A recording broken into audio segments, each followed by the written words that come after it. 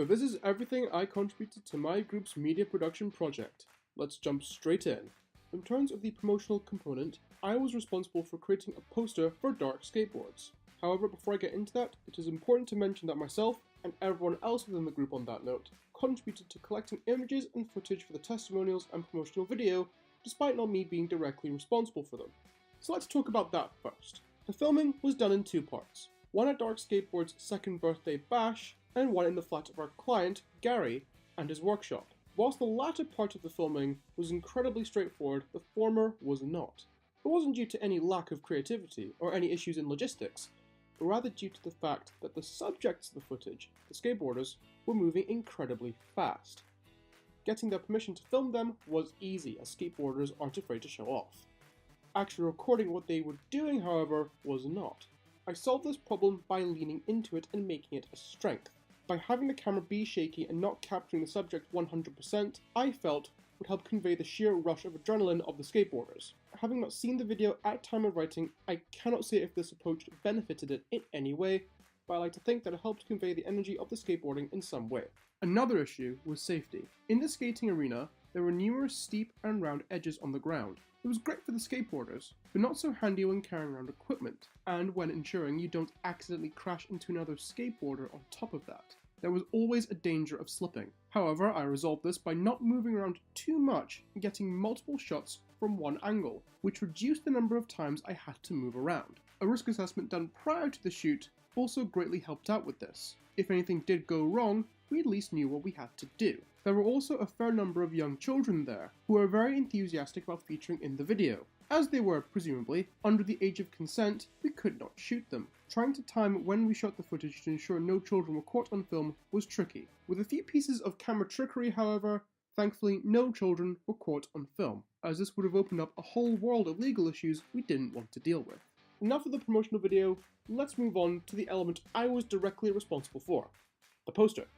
What I'm showing you right now is the final product. The poster is intended to simply promote the Dark Skateboards brand in general. I will not advertise any upcoming events. Links to the company's social media and website are also provided in the bottom left corner. Dark Skateboards has currently made a number of posters to promote such events, such as their second birthday.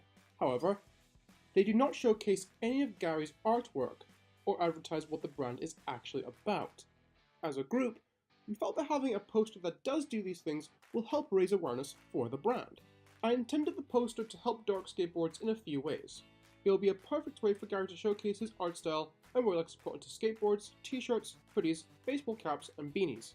It will help give potential future clients and customers a better understanding as to what to expect from the brand. Gary was incredibly easygoing and really did not mind too much as to what the poster ended up looking like. This gave me a lot of creative freedom to make whatever I felt was appropriate to the campaign and to Dark Skateboards. I decided that pictures and photographs of his website and social media would be best to use, with the possibility of asking Gary himself for future resources, which I didn't have to do. This was because those pictures and photographs are what Gary wants people to view his brand as. Moreover, I opted to incorporate the company logo in the center of the poster to help spread the word of the business and help tie the poster together. After sourcing these pictures, I merely had to create a canvas on Photoshop and put them in place. There were a few problems I encountered whilst making the poster. Some pictures had white borders, and others did not. Putting these two different visual elements together without any thought would, of course, not look the most professional. I ultimately decided to isolate this border element using the Magic Wand tool and duplicating it into various areas around the poster. Now every image is separated by a white border and gives the poster a consistent visual style. Another problem I faced were the links to the social media pages and the website. I wanted to use red text here to help make the poster pop with colour as opposed to using just black. The Dark Skateboards logo also incorporates a dark red colour, so it would additionally help with visual cohesion.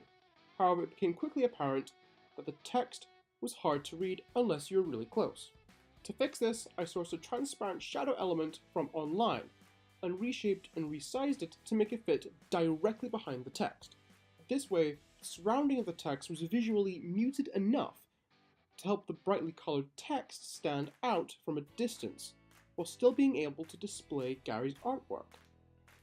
Overall, I'm fairly happy with the poster. I feel it succeeds in what I set out to do. It displays the artwork used by Dark Skateboards, helps promote them as a brand, and leads customers to relevant links online. Thanks for watching.